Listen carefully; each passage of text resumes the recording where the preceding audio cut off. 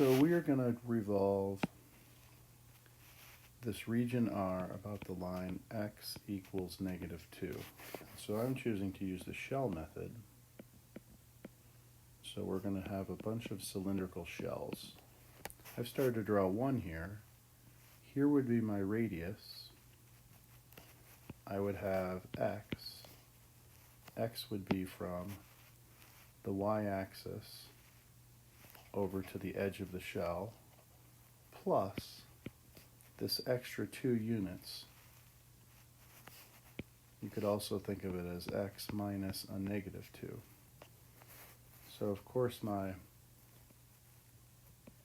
volume for the shell method will be 2 pi, that's the first part of my circumference, times the radius, and my radius we just said was going to be x plus 2,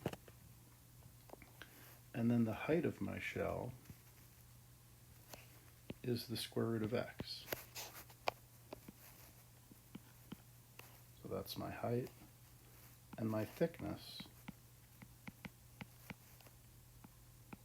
is dx. And I'm going to go from 0, and you might think, oh, all the way to the end. But that wouldn't be right, because you'll notice right at 4, the height changes from being defined by the square root of x curve to the 4 minus 1/2 x curve. So I'm going to actually need 2 different integrals.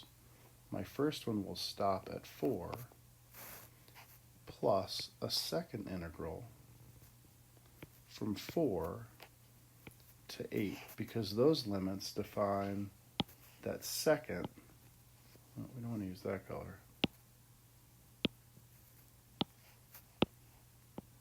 that second curve of 4 minus 1/2 x. So our second integral will again have 2 pi, and we'll have the same radius, because it's going to be whatever x is plus 2 more.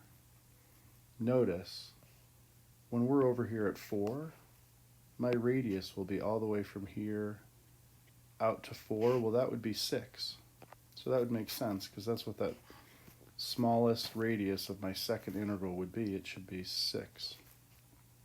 Then my height will now be defined by 4 minus 1/2 x instead of square root of x. Dx is still my thickness.